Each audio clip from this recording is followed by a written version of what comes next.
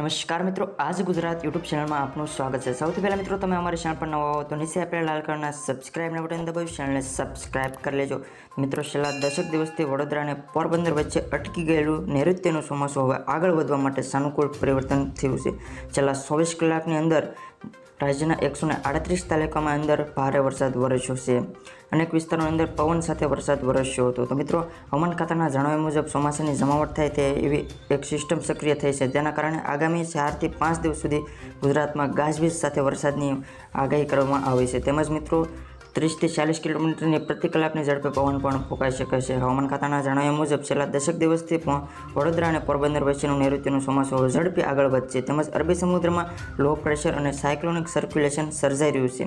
આ cyclonic circulation 2-3 દિવસની અંદર વાવાઝોડામાં પરિવર્તિત પામશે। તેમજ મિત્રો અરબી સમુદ્રની અંદર ઈસ્ટ સેન્ટ્રલ દિશામાં એટલે કે કોંકણ દક્ષિણ ગુજરાત સુધીના દરિયાઈ લો પ્રેશર જોવા મળી રહ્યું છે। આ ઉપરાંત દરિયાઈ સપાટી ઉપર 5.8 કિલોમીટરની ઊંચાઈ પર સમુદ્રની સાયક્લોનિક સર્ક્યુલેશન પણ જોવા મળી રહ્યું છે।